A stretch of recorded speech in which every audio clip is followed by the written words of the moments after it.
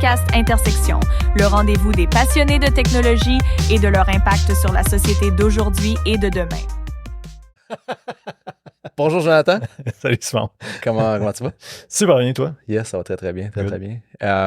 School break, on a fait une petite pause. Ouais, ça fait du bien. Petite pause santé d'été. Bien l'été. Bien l'été, exactement.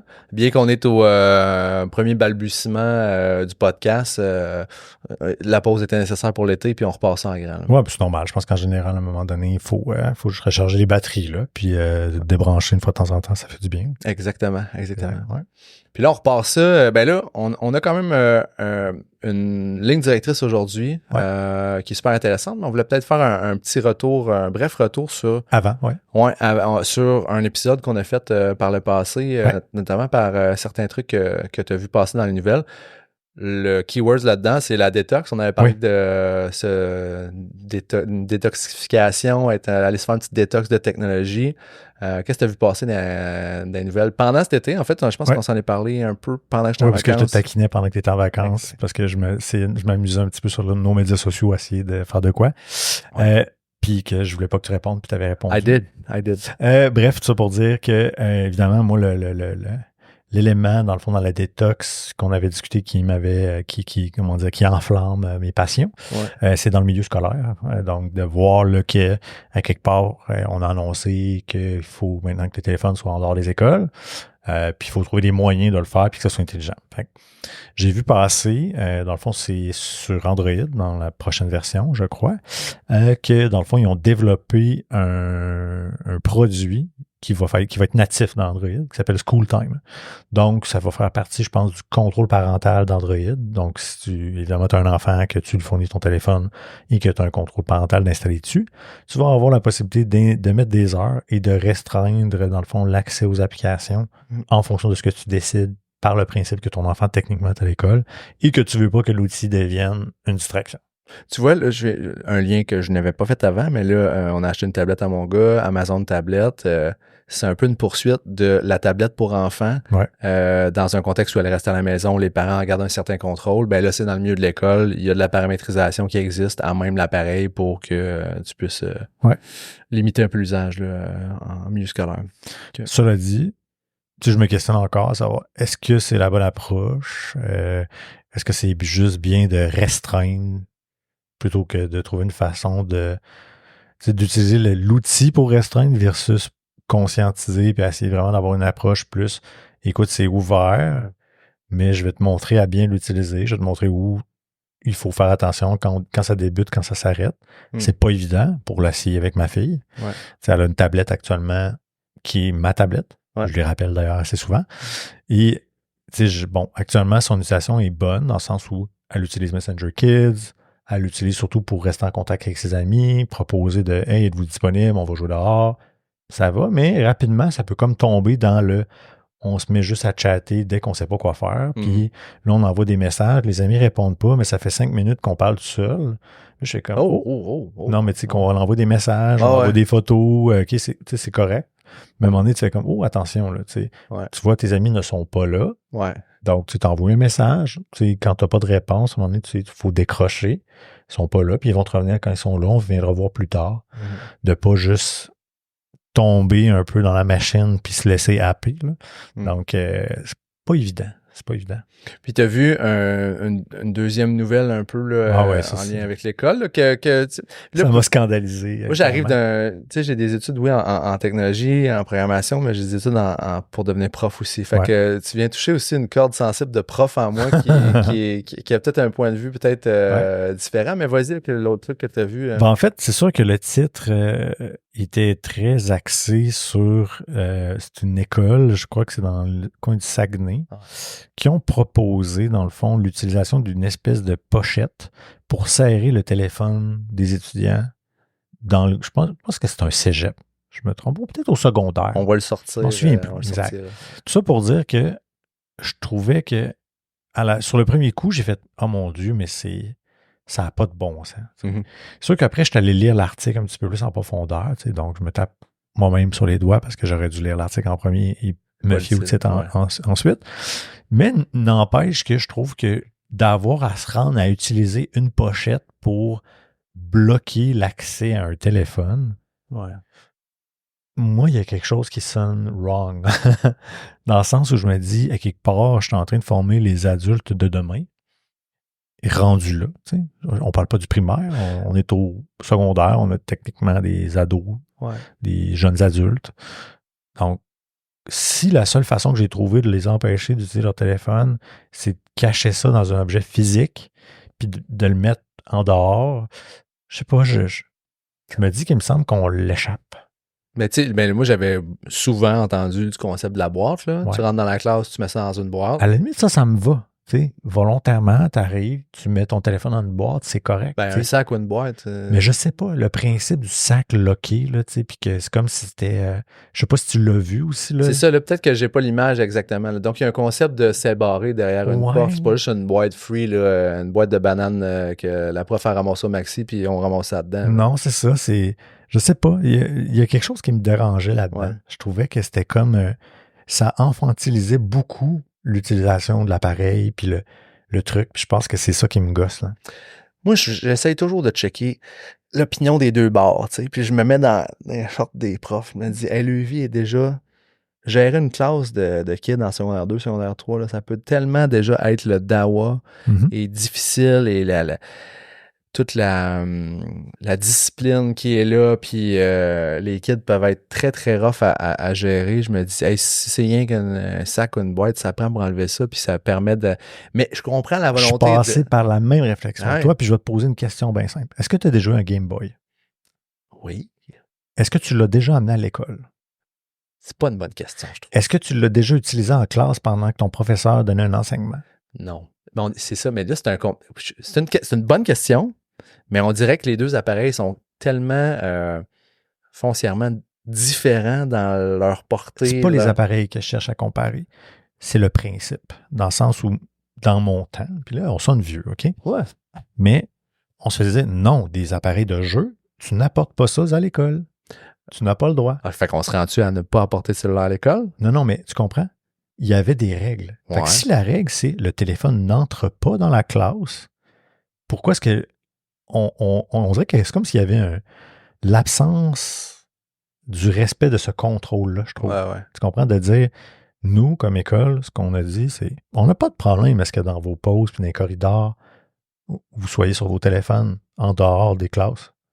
Le problème, c'est dans les classes. Mais je pense qu'on s'entend là-dessus. Exact. Je suis totalement d'accord avec toi. Donc, rendu là, à la limite, si un prof voit un étudiant avec un cellulaire, c'est tu te lèves, capitaine, tu t'en vas m'amener ça dans ta case, tu reviens ici après, sinon retenu il y aura. Tu aurais fait ça avec un appareil jadis, puis je donnais à la blague l'exemple du Game Boy. Ouais. Ben, c'est exactement que ça serait passé. Il n'y aurait pas eu de tolérance. Ouais. Là, j'ai l'impression qu'il y a comme une genre de tolérance qui s'installe en ce moment. Il est peut-être là le problème. Là. Puis ça, j'aime pas ça, parce que peut-être que cette tolérance-là, elle vient comme sur le principe que un mobile, c'est comme un peu à deux niveaux. Là. Donc, pour les urgences, au cas où. Il faut qu'on soit capable de rejoindre, il y a de la messagerie, de la communication et tout ça. Ouais, mais encore là, quand j'étais en secondaire 2, s'il y avait une urgence, ma mère, elle appelait le secrétariat, là, puis il me rejoignait. Là, c'est ça. Ouais. Puis tu es dans un cadre, fait que techniquement, tu es en sécurité, puis s'il y a de quoi, ben effectivement, on rejoint l'école. T'sais. Donc, puis il y a probablement aussi là-dedans beaucoup de parents. T'sais. Ouais. Dans le sens où il y a des parents pour qui, eux autres, c'est comme dérangez-moi pas parce que mon enfant a son téléphone à l'école, là, tu sais. Ouais, là, ça, là, dérangez-moi pas parce que mon père... Non, mais tu comprends? Ouais, je comprends, mais moi, je suis comme, il y a des parents qui... Ouais, mais il y a probablement un petit peu de ça aussi. Je le sais. Fait que, c'est sûr que là, tout ça mélangé rend tout ça complexe, mais ça reste que moi, personnellement, ça me... Autant je me dis, il faut que il y a une coexistence, puis qu'il y a une façon de trouver ça, puis pour que l'usage soit intelligent, tu sais, puis que ça soit pas nécessairement juste dans la castration, tu sais, dans la coercition, là, tu sais, genre, OK, faut qu'on trouve un encadrement par rapport à ça. Puis là, j'ai l'impression que le chemin qu'on prend, c'est celui-là de on enlève les appareils. Fait que après ça, ce que ça fait, c'est l'inverse. J'ai l'impression que, bon, là, t'en as été privé Donc là, ça va juste surstimuler ton intérêt à récupérer par passer plus de temps en l'absence du fait que tu n'as pas pu l'utiliser pendant une longue période, exemple. Donc, c'est tough comme truc à jongler, là, mais chose certaine, c'est que moi, j'ai le feeling que la voie puis la solution à ça est pas dans « je te le prends, je te l'enlève de tes mains, puis tu n'y as pas accès ». Si je fais ça avec ma fille, je le fais en recours ultime, mais ce que j'essaie à la place de faire, c'est de lui dire, ben tu vois, je pense que ça fait assez de temps là, qu'on est là-dessus, on va faire autre chose, es-tu d'accord? Ouais, c'est vrai que c'est un petit bout, parfait. T'sais. Essayer de l'amener tranquillement. Puis il y a des moments où je sais que, puis il y a eu des crises, là, non, ouais, ben, c'est comme, ben non, puis encore une fois, je ramène exactement le même argument que j'avais, c'était, nous comme parents, on est tout le temps là-dessus. Là. C'est pas... Fait que c'est sûr que pour eux, c'est pas évident de tracer la ligne. Là, fait que, mais c'est un cas complexe, mais bref, c'était 2 éléments d'actualité qui sont passés dans mon radar, puis j'ai fait « Ah, c'est intéressant », puis je m'étais dit que ça valait la peine de refaire un petit retour là-dessus. C'est excellent. Puis ça m'amène à dire que cette boîte-là, on ferme cette petite parenthèse-là présentement, mais d'avoir un épisode éventuellement où on jase uniquement d'éducation, où on fait venir un prof ou quelqu'un dans le domaine de l'éducation ou des gens dans le domaine de l'éducation pour juste avoir leur point de vue. Je pense que ça peut être un sujet super intéressant à aborder parce que c'est ça, là, le voir de l'intérieur avec quelqu'un de l'intérieur, ça pourrait amener... Me permets-tu une autre parenthèse sur l'éducation? Vas-y. OK. Vas-y. Pas plus tard que ce matin. On va faire comme leur JMP, on défonce. Ouais. Moi, j'aime ça, je suis le genre de gars qui aime arriver avec un rant, une fois de temps en temps. Ouais. Puis là, ce matin, j'ai pas pu m'empêcher parce que, bon, là, je publiais une bonne nouvelle parce que le gars geek en moi était content de découvrir qu'avec ChatGPT ou avec Claude, tu peux uploader un PDF. Let's go. Dans le cas présent, je parlais d'un calendrier scolaire pour se produire un fichier iCalendar qui va permettre de t'intégrer ça dans Google Agenda ou dans iCalendar pour avoir l'horaire de ton enfant. Donc, les journées, congés, pédagogiques et compagnie. Ouais. Cela dit, ne partez pas en peur. Ouais. C'est imparfait. Oui, c'est ça. Pour l'avoir testé aussi. Il faut revalider, puis des fois, il y a des petites dates qui ne sont pas là. Mais cela dit, ça permet de faire, je dirais, 80-90% du travail. Donc, c'est une bonne nouvelle. Et puis, side note, je pense qu'on va se réessayer dans 1 an, puis ça va être proche de la perfection. C'est ça, exactement. Mais, ça pour dire que ça m'a amené à devoir aller chercher le calendrier scolaire. OK, ouais, c'est ça. Il est là le chemin. OK, je comprends. Ouais. Puis là, ben, tu sais, il y a le site de la commission scolaire. Ouais. En fait, les centres scolaires. On n'est plus dans les commissions scolaires. Ouais. Et il y a le site de l'école. Fait que naturellement, qu'est-ce que le parent, il fait? L'école? Ah oui. Mon enfant va à telle école, je vais sur le site de l'école. Moi, quand je suis allé sur le site de l'école ce matin, le calendrier qui était là, c'est le calendrier de l'année passée. Mm-hmm. J'ai pas le calendrier cette année. Il était juste disponible sur le site du centre scolaire. Mm-hmm. Ouais. Puis tu sais, j'ai comme l'impression que, à la lueur des commentaires que j'ai reçus, c'est comme un peu généralisé. Dans le sens où on dirait que les sites web des écoles, ils sont comme vraiment en décalage par rapport à ce que, évidemment, le centre scolaire va faire. Ouais. Sauf qu'à quelque part, on est en 2024. Là. Ouais. Il y a tout de quoi de plus basique et de plus attendu que le calendrier scolaire par les parents pour l'école au début de l'année. Là. Mm-hmm. Fait que, je comprends, les profs sont pas là, ils arrivent, ils ont des choses à faire, le staff, les gens de l'école. Mais je me dis, attends, là, c'est pas compliqué là, de faire en sorte que si la commission scolaire publie le calendrier, que les sites des écoles reflètent le lien vers le calendrier scolaire qui est à jour. Ouais. Pas en train de te parler de robotique, là. Non. Je te parle à la limite d'un RSS, d'un fichier XML. Tu sais, je veux dire, c'est simple. Mm-hmm. Puis pourtant, tu sais, c'est un besoin des parents qui est comme assez premier niveau. Là. Ouais. Je veux dire, la première chose auquel je me demande, c'est OK, bon, l'école commence telle date, puis ça va être quoi l'horaire un peu, c'est quoi le calendrier? Fait, et moi, ça me fascine qu'aujourd'hui, notre appareil d'éducation au niveau numérique pour nos communications a bien des difficultés là, à réussir des choses simples comme ça, je trouve. Moi, je pense que c'est symptomatique des gens dans un contexte où les gens dans le milieu de l'éducation, je pense qu'ils sont et essaient aussi à tous les jours d'être les meilleurs dans le domaine de l'éducation, mais c'est pas, de la tech en éducation, c'est pas leur fer de lance principal, ce qui fait qu'on a des dérives comme ça qui ont aucun Christi de sens et qui sont pas compliquées à régler. Là, c'est ça. Je lance pas de pierre aux écoles. Je pense que c'est la job du centre scolaire. Oui, c'est ça. Je veux dire, il y a du monde en tech. C'est la job du ministère de l'Éducation aussi. Ouais. Dans le sens où faire en sorte que un besoin primaire comme celui d'un parent d'avoir accès au calendrier scolaire, à la liste des effets scolaires. Puis je peux dire que c'est pas tout le monde qui sait où les trouver. Je suis dans un groupe Facebook de l'école de mon enfant, puis il y a un paquet de parents qui se demandaient t'es où la liste? Ah, ça se pose des questions. Elle était supposée d'être dans le sac des enfants à la fin de l'année passée. Il y en a qui n'étaient pas dedans. Donc, on dirait qu'il y a comme... vu qu'il y a un peu d'improvisation des fois de ce que l'école décide de faire aussi. Ouais. Fait que là, ça rend des fois. Fait que je trouve que il manque un peu de... Il faudrait comme uniformiser ça un peu puis rendre ça simple. Puis j'ai comme le feeling que c'est pas un défi insurmontable. Là. Non, mais moi, mon thinking là-dedans, c'est que c'est pas leur fer de lance principal. C'est l'éducation des enfants, puis c'est de s'assurer que l'école va être prête, puis y a-tu des rénaux cet été, puis on va juste être prêt pour la rentrée, puis on a-tu assez de staff? Ah, Christine, non, il nous manque du monde en malade. Ah, crime, on va engager le concierge parce qu'il a déjà été... il s'est déjà appelé Wistiti dans un camp de vacances à 17 ans. Tu comprends? Fait que là, je me dis... Mais je suis totalement d'accord avec toi. Mais il y a tellement de domaines d'affaires que le numérique est un peu l'enfant pauvre après, à côté. Puis qu'on essaie des affaires, mais que c'est pas parfait. Ouais.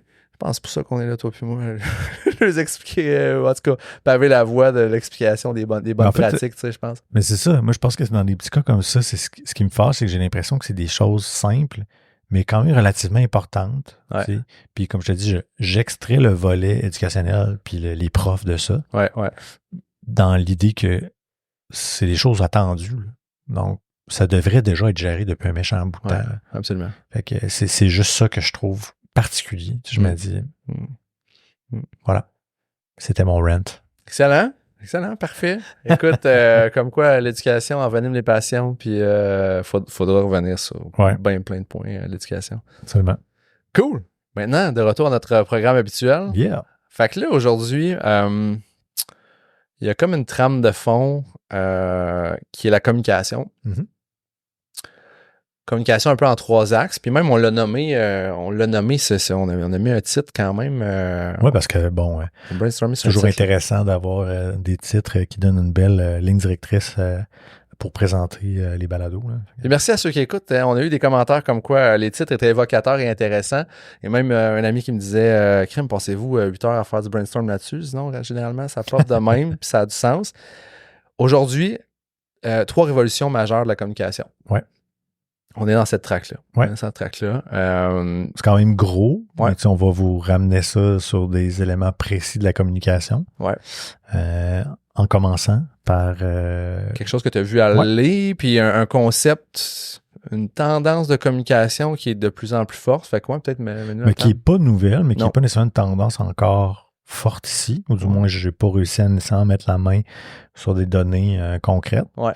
Qui, dans le fond... ce que j'observe comme un transfert un peu de l'usage de la messagerie. Donc, on parle de Messenger particulièrement, ou même WhatsApp ou Snap, sur l'utilisation des messageries vocales. Ouais. Donc, on texte de moins en moins. On va commencer plus à s'envoyer des courts messages. Mais moi, je pense que c'est déjà à on un petit peu. Là. C'est très à on. Moi, je suis c'est très à on. Firmly believer de ça. Là. Ouais. D'envoyer de l'audio par un souci de temps, beaucoup, là, souvent ça. Mais c'est pas tout le monde. Là, ben non, parce que le contexte d'écoute se prête pas toujours. Ouais. Un texto. D'où mettre des subtitles sur les petits clips qu'on met sur LinkedIn. D'où les subtitles qui sont une... Ça, j'avais ce T'es dans l'autobus.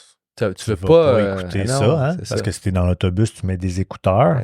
Tu fais pas écouter ton contenu à tous les gens qui sont présents dans l'autobus. Exactement. Petit rappel ici. Hashtag bonne pratique. Fait que là, ben, les sous-titres sont excellents. Parce qu'il n'y a rien qui me gosse plus que ça. Ben, je le sens, là. Je le sens. Ça fait un bout que j'ai pas pris l'autobus. Fait que tu m'as l'air de... Puis les gens, là, tu sais, qui qui sont sur le trottoir, là, puis qui ont une conversation comme ça, là, puis qui crient là, leur conversation. Là. Ouais. Oh, c'est parti. Tu veux avoir une conversation? J'ai parti de Gemini. C'est ça. Tu veux avoir une conversation. Ça m'horripile. Ouais, je comprends. Ouais. Ben, donc, pertinence à... les sous-titres, c'est une chose, mais on est de plus en plus avec de la voix. Ouais. C'est une track qui est là. Ouais. C'est aussi, je pense, là, les technos, tu sais, si vous avez un forfait de cellulaire, j'ai quasiment le goût de dire avec du pouce qu'on doit être rendu plus de la moitié de la population qui a un cellulaire, que c'est un forfait quasiment illimité. Là. Il y en a. C'est pas vrai là, que tu as un forfait de cellulaire aujourd'hui, que tu as une limite sur tes data ou tu as une grosse limite sur tes SMS. Puis envoyer du vocal, ça c'est plus dans la balance là, du poids de fichier que tu envoies versus envoyer un texte, que ça peut être un petit peu plus léger. On n'est plus là. On n'a plus de barrière comme ça. En tout cas, c'est une barrière qui disparaît tant qu'elle va pas vite, effectivement. Ben ouais. Mais tu sais, un élément aussi, je pense, qui joue en faveur de ce mouvement-là, c'est le principe que là, l'intelligence artificielle générative va peut-être, justement, puis je pense que les joueurs vont éventuellement permettre ce genre de fonctionnalité-là, décider du format dans lequel tu veux entendre le message. Ouais.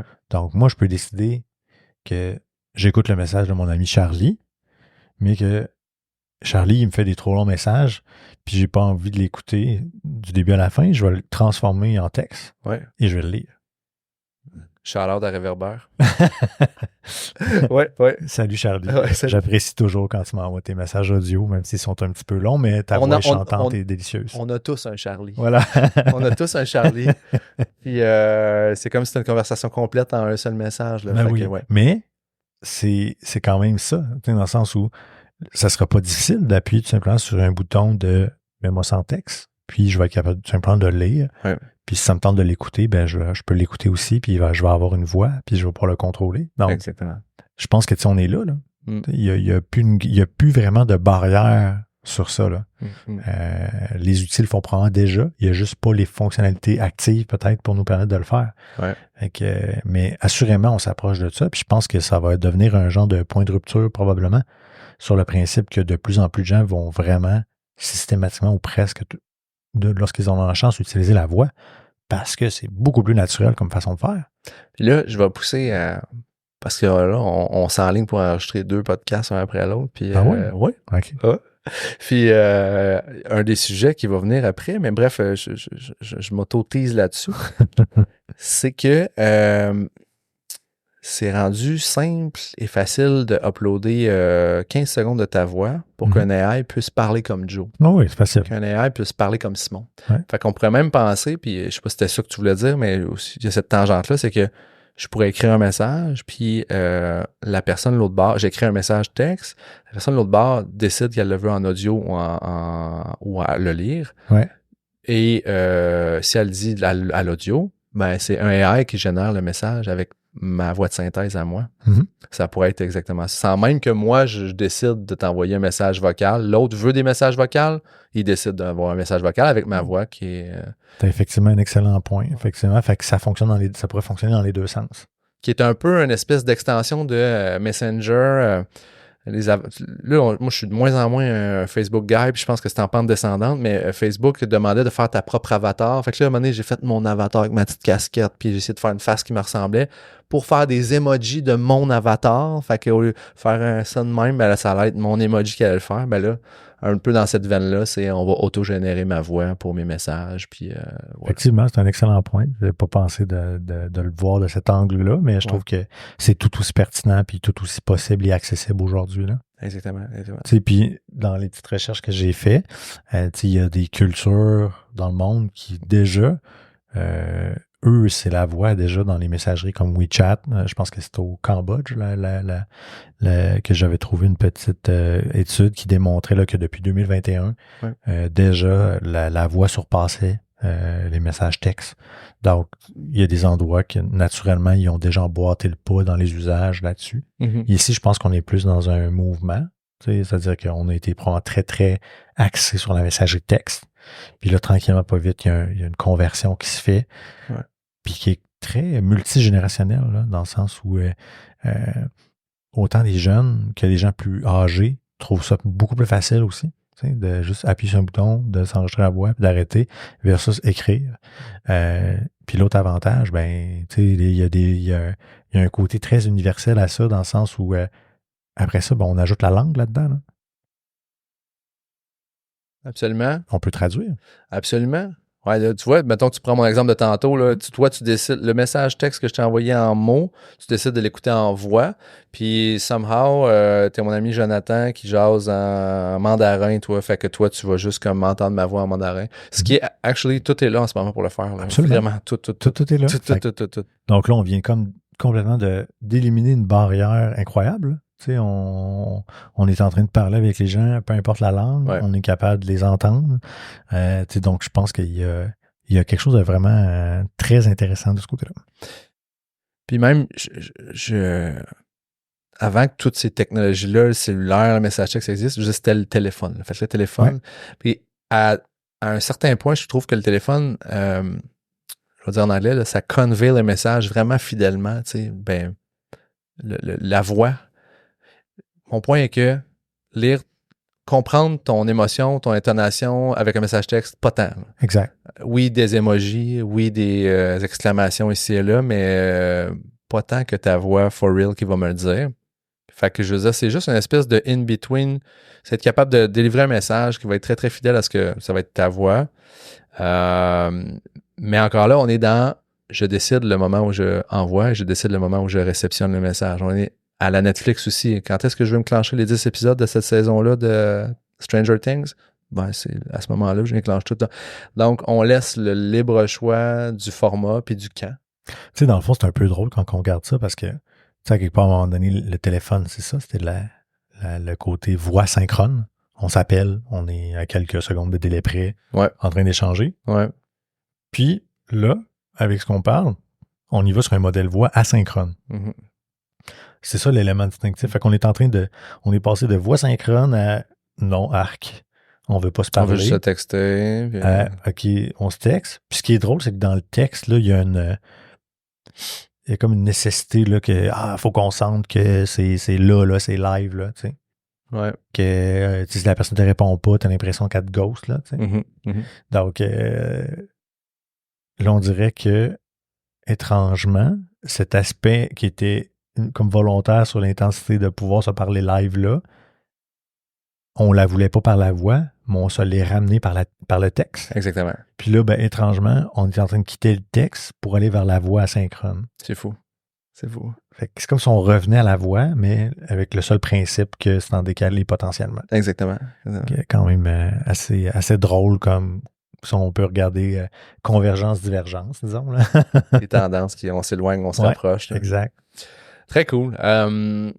Fait que, bon, comme la voix, la voix étant carrément tout qu'un aspect là, assez important qui se passe présentement, je nous amène peut-être, on parlait de 3 révolutions majeures de la communication. La prochaine qu'on veut peut-être aborder, c'est au niveau simplement de l'Internet partout.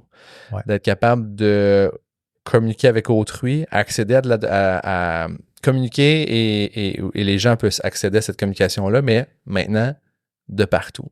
Moi, ce point-là me fascine énormément, beaucoup on l'a vu dans les dernières années, même jusqu'à cette semaine, je voyais, je suis abonné à une page Facebook qui s'appelle Les Accros du Costco, et là, Les Accros du Costco disaient que il y avait des antennes Starlink qui étaient, au lieu de 400, l'antenne était à 100 chez Costco. OK. Puis là, c'était parti. Donc, vraiment, cette compagnie-là, initiée par Elon Musk, parmi toutes ces compagnies, qui est Starlink, amène cette espèce de communication-là, la disponibilité de l'Internet, anywhere, everywhere, at all time.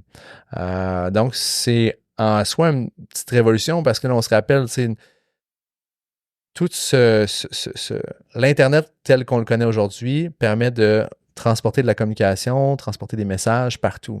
Tout ça, c'est un réseau énormément câblé, énormément des fils qui passent dans les airs, qui passent, t'as déjà vu sûrement les autoroutes de fil qui passent dans les gros tuyaux dans les océans pour relier les continents ensemble. Donc, mais là, on shift ça à quelque chose qui gravite autour de la planète, qui est capable de... Il n'y a pas de...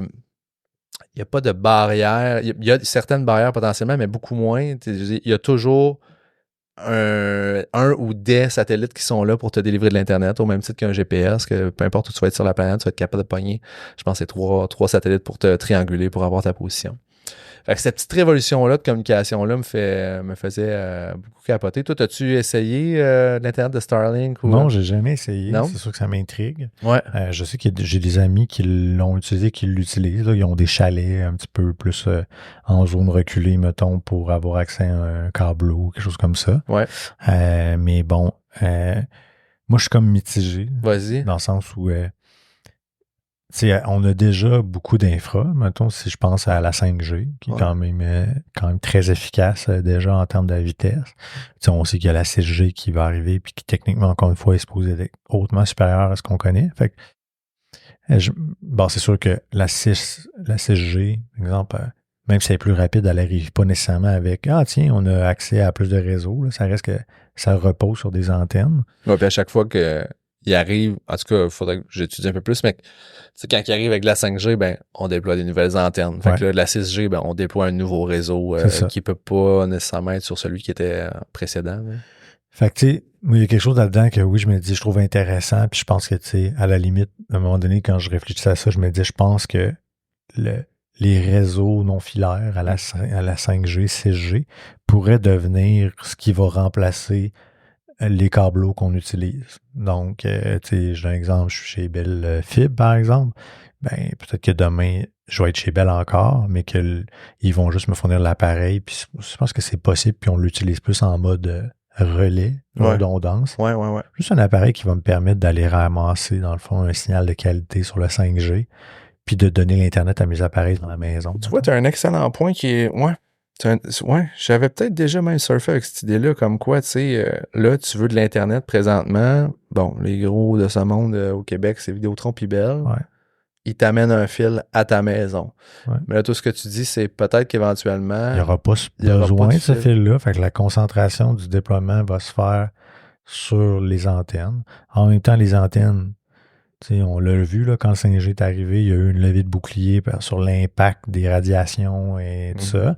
Fait il y a toujours ça qui est comme un peu conflit potentiel. Ouais. Puis en même temps, je sais que le satellite, c'est intéressant, ça fonctionne, mais je sais aussi que c'est quand même un peu plus fragile. Parce que il faut que ton antenne, il faut que ce soit quand même bien positionné. Faut pas que tu aies rien nécessairement qui vienne obstruer l'antenne aussi. Le satellite. Là, je parle hors de mon chapeau, mais je pense que c'est... Il faudrait qu'on joue avec des utilisateurs. Je pense que c'est mieux. Tu te rappelles, tu sais, les fameuses antennes de satellite pour avoir... mettons Bell, là, tu avais une coupole, là, tu sais. Là, ça, c'était relié vers les antennes. Ouais, c'est ça. Ouais. Ah ouais? Ouais. Ah ouais? Il me semble que oui. Tu avais des grandes antennes de télécommunications parce que dans le fond, moi, j'ai déjà eu une HDTV, là, dans le fond, c'est ça, HDTV, ouais. Parce que je me souviens plus le nom de l'appareil, mais c'est une antenne que tu viens juste brancher en arrière, puis que tu vas aller trouver les signaux en plein en l'air. Oui, absolument. Donc, puis, ce que ça dit, c'est que j'avais accès à une carte, puis ça me montrait où étaient les antennes principales. Ouais. Puis, en fonction du type d'appareil que tu avais, ça permettait de dire, ben, tu risques d'aller chercher les signaux de ces grandes antennes-là, donc ça te permet d'avoir accès à ces postes-là. Donc, je pense que, encore une fois, les trucs de Bell et tout ça, c'est un peu le même principe. Je pense que ça...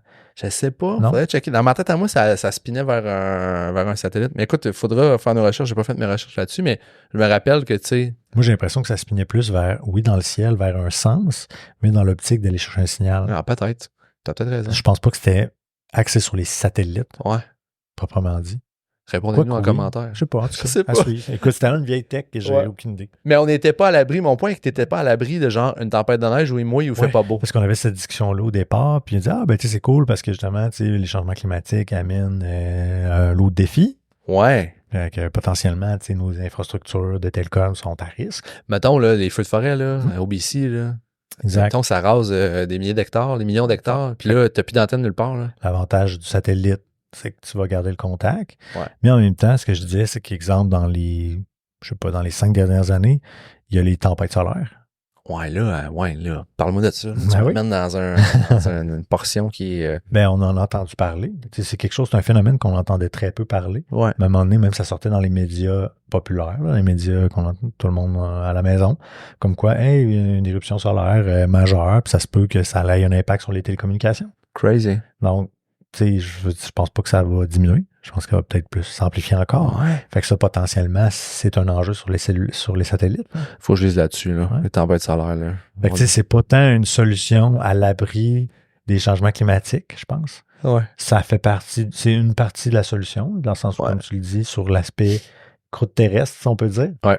Où là, quand il y a un problème ici, au moins, ben, on y a accès. Puis on l'a vu, on a entendu parler, Starlink avec l'Ukraine, le déploiement qu'il y a eu au début de la guerre. Partnership ensemble. Puis, donc ça, tu sais, c'est quand même intéressant. Mais c'est ça. Je suis encore incertain sur est-ce que le satellite, c'est l'avenir de la télécommunication. Tu sais, il ne faut pas oublier aussi qu'à l'heure actuelle, ça sert bien les intérêts commerciaux.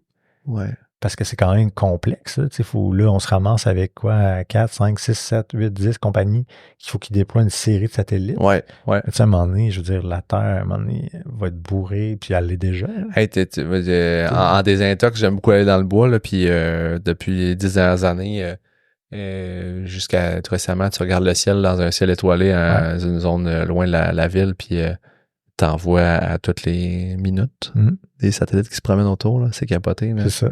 Ouais, on va peut-être être à un moment donné... je sais pas c'est quoi la capacité. En fait, dans les 6 dernières années, j'ai dû googler 3-4 fois, genre, quel est le nombre de satellites en ce moment en cours autour de nous, là, pour essayer de comprendre une map de qu'est-ce qui se passe for real, parce qu'on voit pas grand-chose, tu sais. Mais on voit, mais on n'a pas la conscience totale.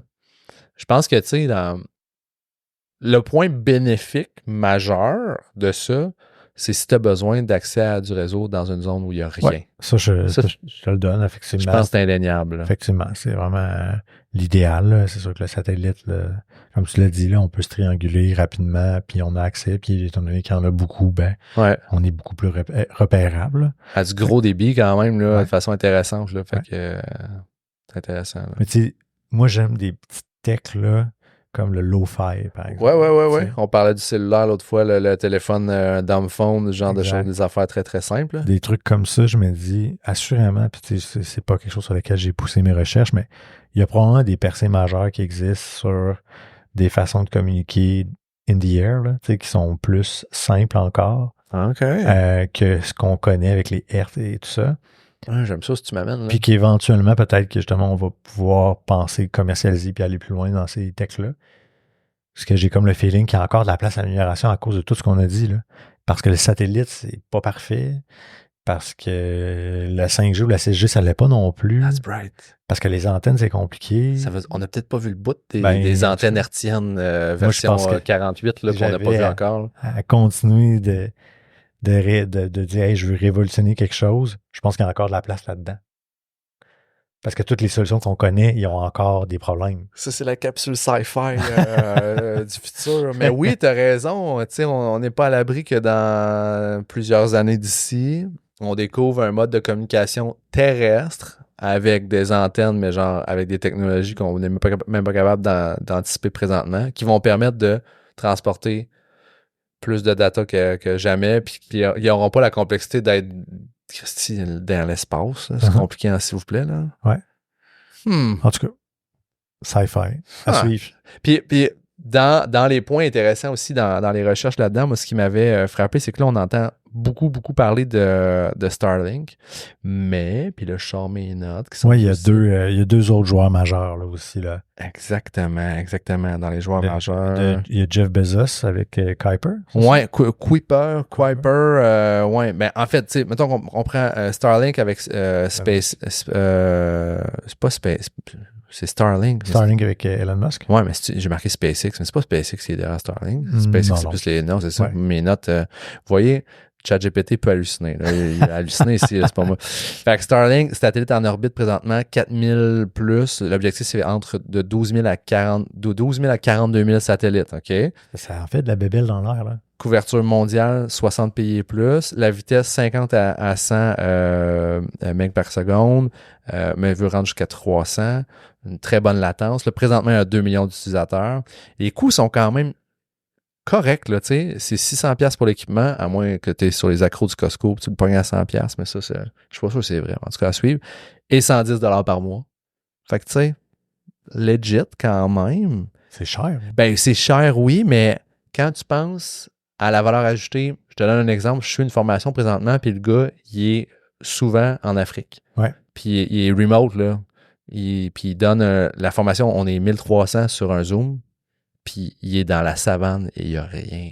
Oui, non, je comprends. Fait que c'est pas cher à payer pour ça. Fait que pour ça, tu sais. Mais oui, quand tu dis, bon, ben. Mais c'est ça, c'est qu'à l'heure actuelle, à ces prix-là, c'est pas une solution de remplacement pour les zones non rurales. Non, c'est ça. C'est ça. Exactement. Ça fera pas le switch, là. Kuiper de Amazon, bref, Jeff Bezos. Lui, c'est pas encore nécessairement lancé que je voyais. Satellite prévu 3236, c'est assez clair. Premier lancement en 2024, mais je pense pas que c'est encore à l'heure d'écrire ces lignes. Je pense pas qu'ils en ont lancé encore. Service commercial en 2025, des vitesses similaires, des investissements de 10 milliards là-dedans, c'est sûr. Et là, l'autre joueur que là, je capotais, mais ça me surprend pas pantoute, là, je disais, nous, on se la joue dans notre monde États-Unis, Canada, puis on a un vase clos avec nos petits œillères, là. Mais la Chine avance à vitesse grand V. Donc, la compagnie Guowang, qui appelle ça le China's Space Sail Constellation, la constellation Space Sail de la Chine, on parle de 12 992 satellites prévus. Objectif de lancement en 2000, les premiers lancements en 2024-2025, plusieurs dizaines de milliards là aussi. Fait que tu sais, tu mets ça bout à bout, jusqu'à 42 000 satellites pour Starlink, 3200 Kuiper, la Chine, 12 000, quasiment 13 000, puis sans compter tout ce qui est déjà autour de la Terre, c'est un peu. Fait que là, la course à avoir son propre réseau en espace est quand même lancée, ça c'est certain. Puis si tu calcules ceux de Starlink plus ceux de Bezos, ça fait combien? Ben, mettons, à terme, c'est 42 000 Starlink qui aimeraient. Fait qu'ils rajoutent à ça 3 200, fait que 45 000. Là. Puis la Chine? 12 000. OK. Ouais, 12 000. Okay. Fait que dans le fond, ce que tu es en train de me dire, c'est que les États-Unis actuellement contrôlent le ciel avec les satellites. Genre. Parce que tu sais, on ne se voit pas de cachette, les satellites, ils servent probablement pas juste. C'est ça. Non. Puis même quand on a de l'Internet. Ben non, c'est ça. Non, c'est ça. Puis la Chine, c'était mainly, là, dans ce que j'avais vu, c'était beaucoup pour leurs propres infrastructures chinoises. Ouais. C'est pas genre, tu vas pas décider entre Starlink ou Guowang d'un matin dans ce que tu veux utiliser. Là. C'est comme, non, c'est pour leur monde et / leurs opérations à guess militaire puis plein d'affaires déjà. Exact. Interesting. Très intéressant. Fait que là, ça, c'est notre com. Notre aspect, on avait aspect com au niveau de la voix, aspect com au niveau de délivrer de l'Internet, le savoir aussi, cette communication-là va être différente. On diffuse du savoir, on diffuse de la connaissance par ces canaux de communication-là. Moi, en fait, le troisième item, c'est pendant mes vacances. Toujours la revue de ce qui se passe en tech. Puis, je suis tombé sur un article, un vidéo de la revue papier, mais aussi électronique The Verge, le site web, sur lequel son titre m'a accroché énormément. Le titre s'appelait attendez un petit peu, les joies du direct. Parce que le site est très intéressant. Search as we know it is over. Exact. Search as we know it is officially over. Exact. La recherche comme on la connaît est officiellement terminée. Absolument. Grosse boîte qu'on rouvre là. Donc, d'aller chercher de la connaissance, on est tous habitués à googler. Ouais. Toi et moi, on se souvient d'Alta Vista, on se souvient de Yahoo, on se souvient de ces Metacrawler. Ici à Québec, on avait la Toile du Québec. La Toile du Québec, mais aussi Copernic. Ouais. Là, aujourd'hui, pour compliquer, tu utilises Google ou genre ma tante, elle utilise Bing parce qu'elle comprend pas qu'elle peut changer si elle veut. Puis, c'était hardcore tech, tu utilises DuckDuckGo. Exactement, dans lequel DuckDuckGo va garder tes données de façon privée puis va faire attention à ce qu'il fait. Exact. La recherche se passe comme ça sur Internet présentement. Mais là, depuis que ChatGPT et cette gang-là est arrivée, je pense que le commun des mortels est encore sur les Google de ce monde, mais il y a une partie...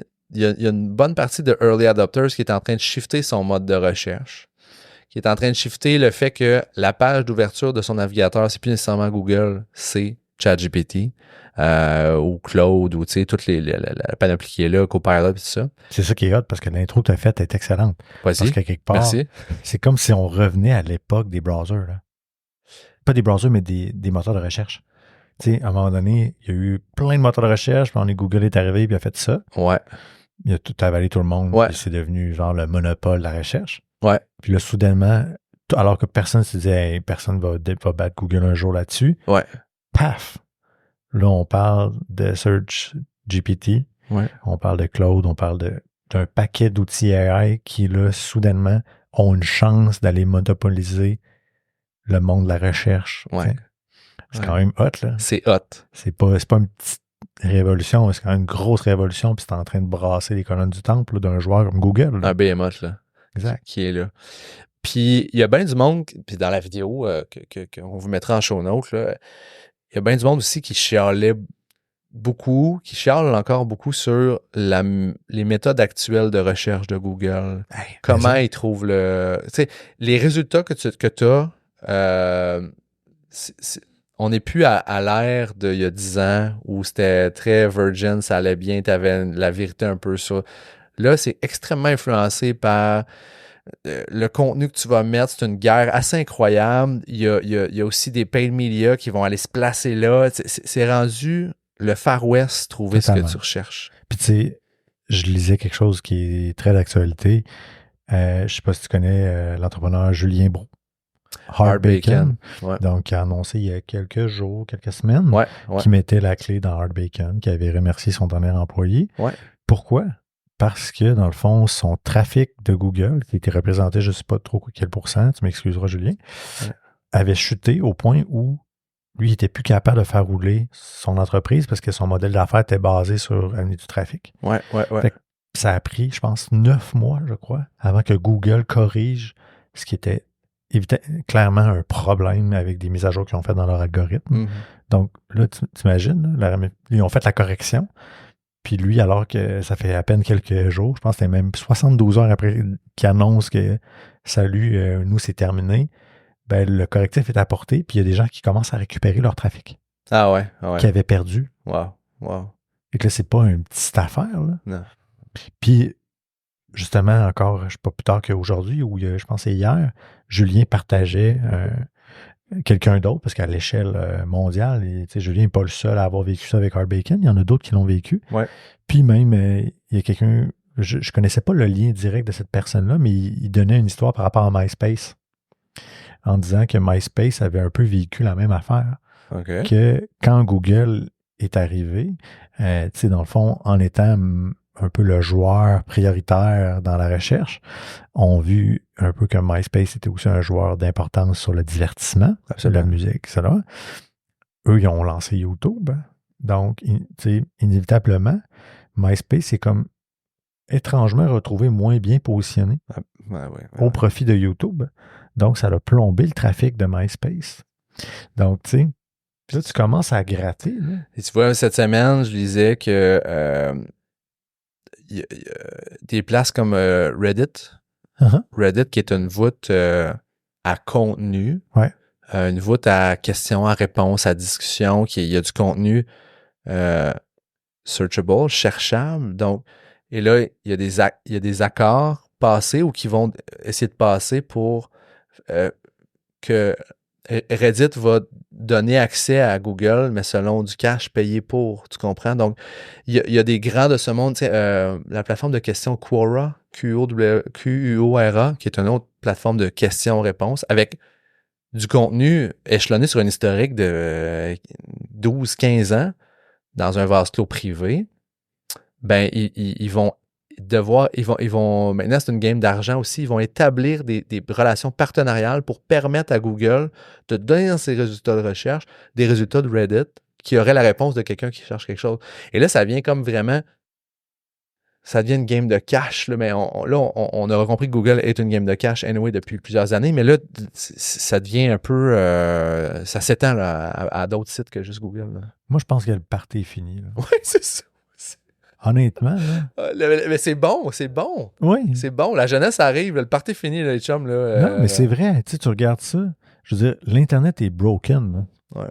Tu sais, on en a déjà parlé. Tu rouvres une page aujourd'hui, tu dodges 3 pop-up, tu acceptes les cookies parce que tu n'as pas le choix. Imagine ma mère puis ma grand-mère.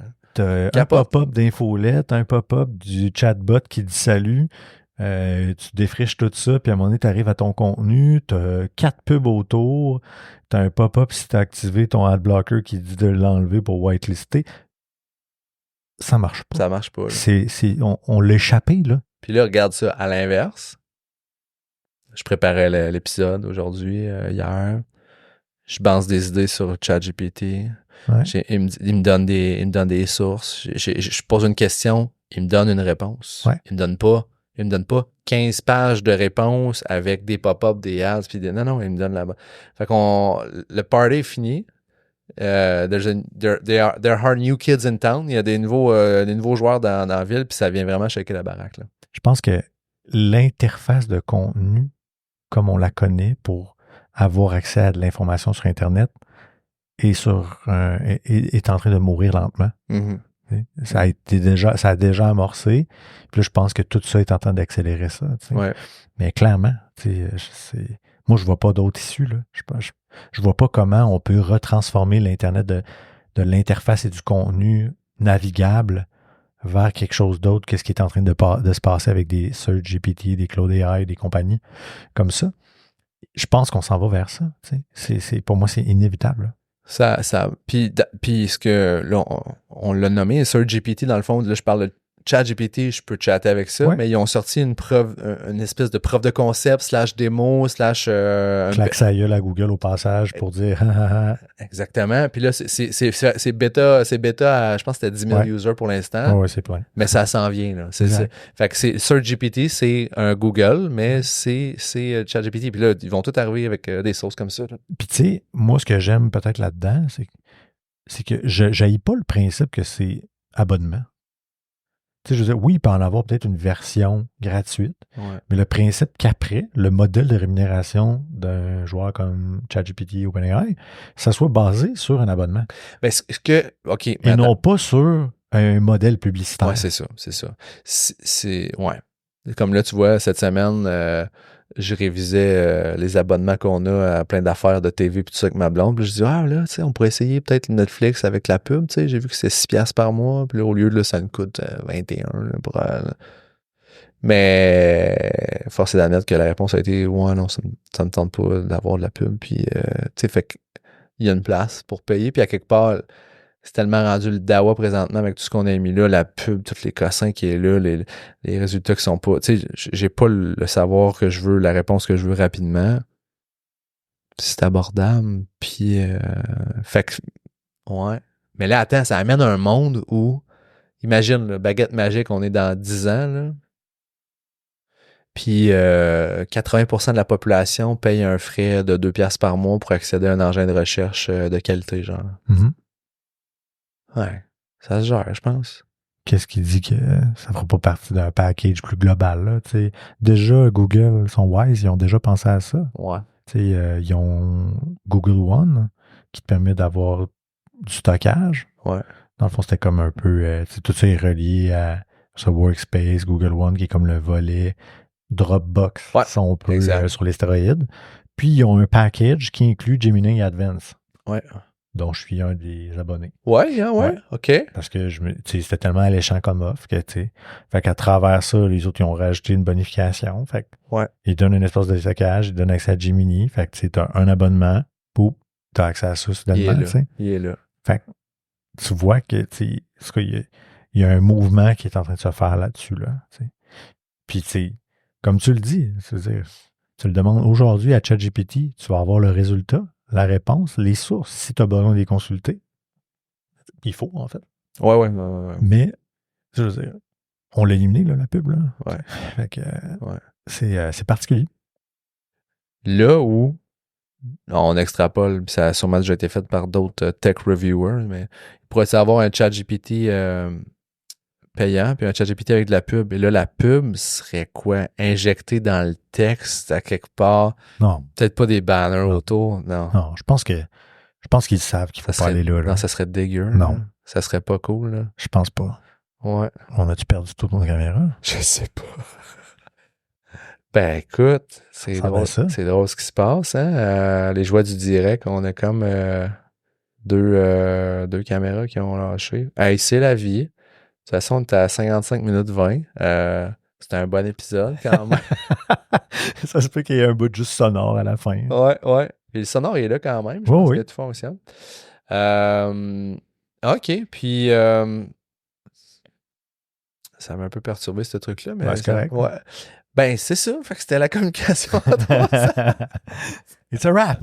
It's a wrap. Mais, fait que, tu sais, au niveau de SearchGPT, je pense que radicalement, notre méthode de fonctionnement va changer. Puis c'est en cours. Là, on fait partie des early adopters, clairement. Mm-hmm. Mais je pense qu'on se donne quelques temps, puis ça va juste comme... Non, je pense qu'il faut observer, ce qui se passe dans ce champ-là. Puis je pense que ça va à une vitesse folle, puis on n'est pas... je pense qu'on a encore à être étonné, à être surpris de ce qui va venir. Là. C'est ça, exactement. Exact. Fait que c'était, la communication au niveau de la voix, qui était quand même assez...